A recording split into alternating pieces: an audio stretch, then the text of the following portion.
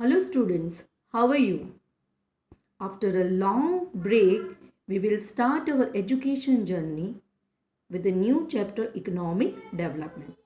This chapter is from the new subject Economics. Clear? In the world, some countries are developed, some countries are developing, and some countries are underdeveloped countries. Some people are rich, some people are very poor.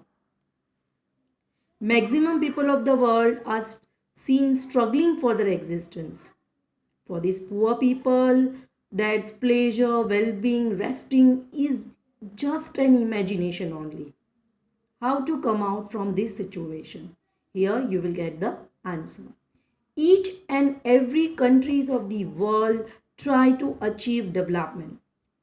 But development that not confined to only economic development. It is a process of social change having many phases. So here children, you have to learn what you mean by economic development. Economic development will ask in the exam for 2 marks in the section B. So economic development means constant increase in the national income of the country. It means constant increase in the national income of the country, increase in the per capita income of the country. Third, change in the lifestyle of the people or change in the living standard of the people. Once again, economic development means constant increase in the national income of the country. National income means what? Total income of the country is called national income. Per capita income, per person income that we obtain by dividing the total income of the country with the total population of the country, we obtain per capita income. Now, change in the lifestyle of the people or change in the living standard of the people means all the basic facilities, food, clothes, education, shelter, services, transportation facilities, services, all these services are considered as infrastructural facilities that improve our living standard of the people, improving the standard of living of the people. Clear? So improvement or change in the standard of living of the people are that considered as economic country.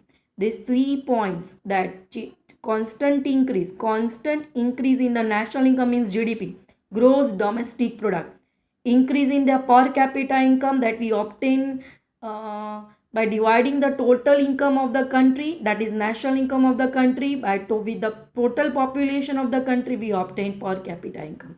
And change in the lifestyle of the people means improvement in the standard of the living of the people, that considered as economic development. Followed, economic development will ask for 2 marks in the section B. Now next question, difference between economic progress and economic development.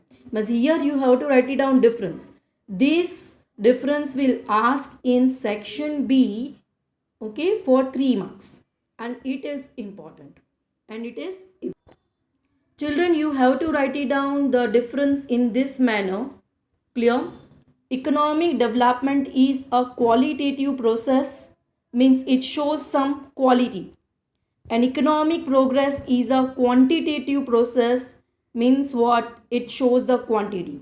Clear? First point. Second point, economic development is the first stage. Clear?